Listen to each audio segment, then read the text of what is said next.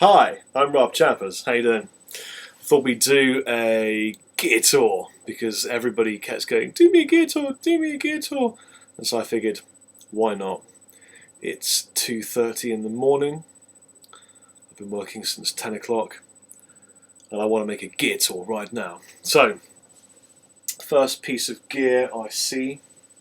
Okay, really simple. Ghost fret, Chapman guitars, Carina body, ebony fretboard, bloody blah. Everyone knows about the Ghost fret. Let's move along. Let's move along to ML1. This is one I just unboxed today. It's brand spanking new. It's actually supposed to be going off to my friend Where's My Cake from the Monkey Lord Forum, and I keep forgetting because I'm an idiot. Sorry, Cake. It really is going off to you, mate, I promise you. I've got to get it to Andertons. They're going to send it for me. My beloved Faith Parlour. Mercury Parlour. Great little acoustic guitar. Just probably sounds like a ton of arse through my little speaker.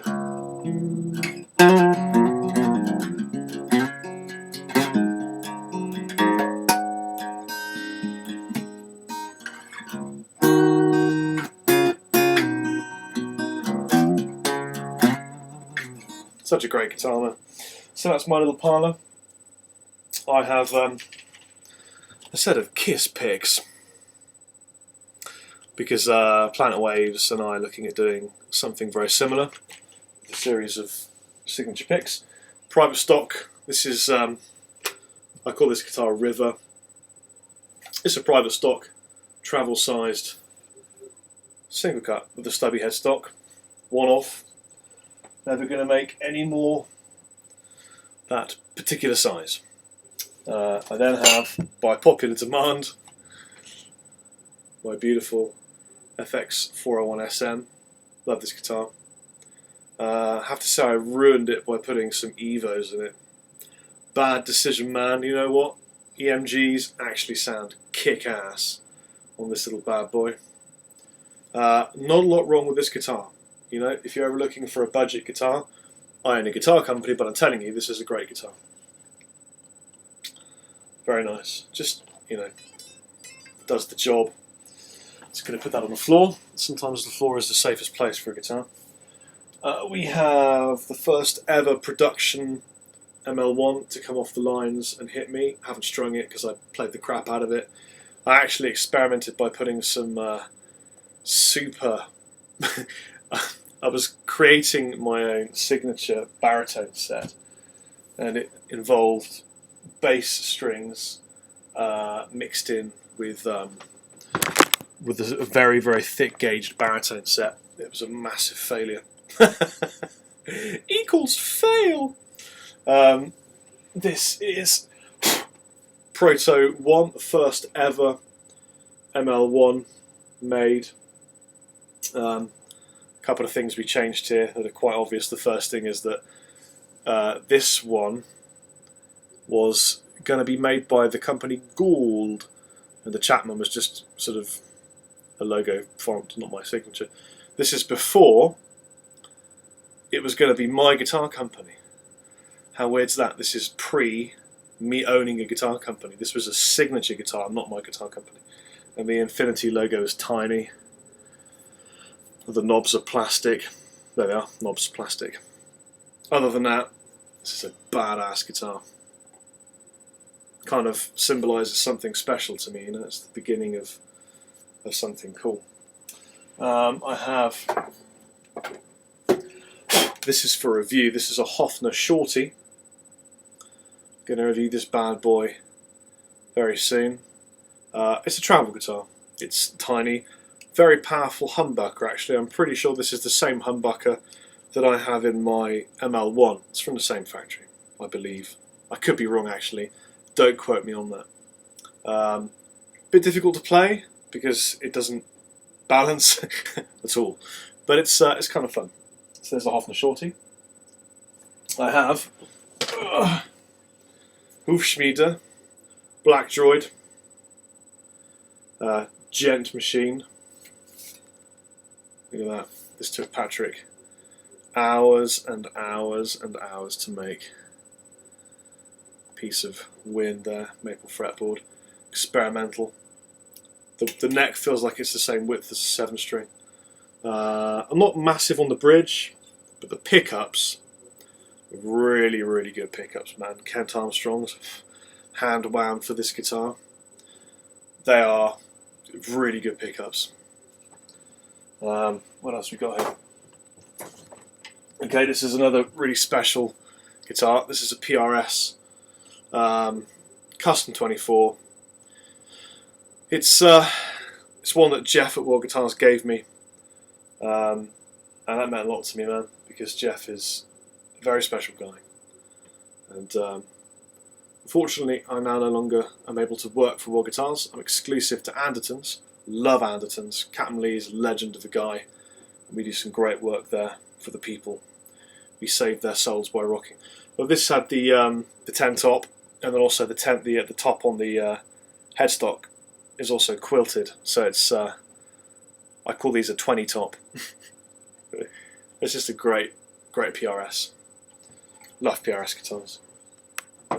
What else have I got here? God damn, I got me a lot of gear.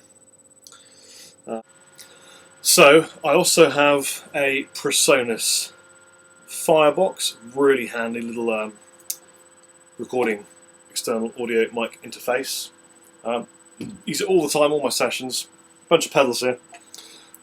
The go-to tuning pedal. This has seen some serious action on stage. It's had coke thrown over it. It's had, the drink. It's had, it's been stuck to gorillas. It's had everything, man. I always go back to my TUT. Apart from, I really like those little chromatic headstock tuners from Planet Waves. They're great, although I have lost 2 of them now. Hardwire. I'm using this reverb pedal, really good, through my JCM 800 with this tube overdrive. Bit misleading, there's no tube, it's just a tube sound, but really, really good through the JCM 800. If you're going to have a muff, have 2 of them. Tone bone, radial, awesome, useful thing.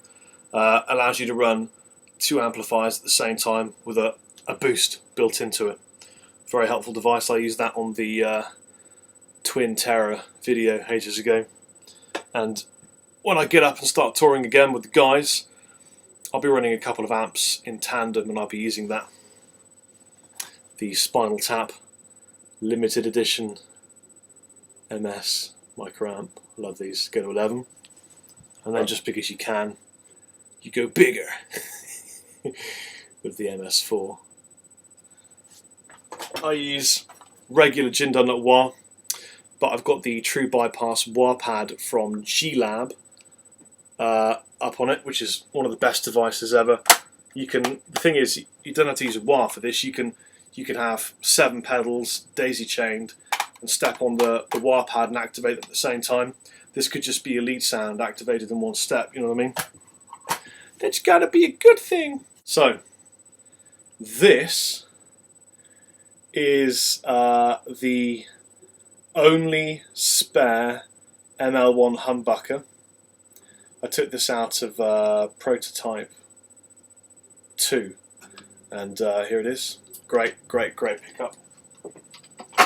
Ready for a private stock Chapman at some point many years from now.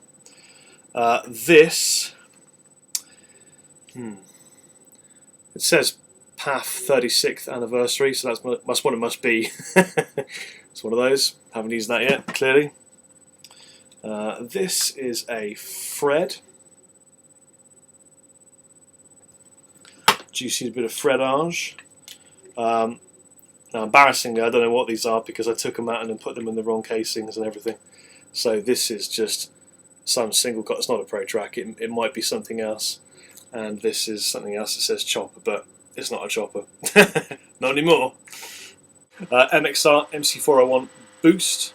Brilliant little line boosting pedal. Just pushes the preamp tubes a little bit harder. I pushed them really hard. It's great. Awesome pedal that. If I now take you on a voyage of musical discovery. This is my stack at the moment. JCM 800, JVM 205 into a 412. I also have a JMD1 combo, and at the bottom that's an MA50 combo down there, which I use. Why students use it really. I chop and change all the time because I like varying bits of stuff, as opposed to Malmsteen signed when I was doing session work for him. It's a Jet Li picture. It's my intervallic recognition CD, available in my store right now. What else can I show you? There's some of my guitars. I've got about 4 or 5 acoustics in my other room, but they're all cased away, and it takes ages to get them out, so I'm not going to bother showing you those today. So yeah, I guess that's about it. It's cool. It's funny, owning lots of gear doesn't feel any different from when I didn't own a lot of gear. And I've gone from having lots of gear to one guitar, which I had to borrow because I was so poor. I just couldn't. I sold everything I had at one point. Paid my mortgage, and the wonderful Barnes and Mullins lent me a guitar, which I used for about 4 months until I could actually afford to buy another one. And now I own, I don't know, 20 odd again. It's weird, isn't it?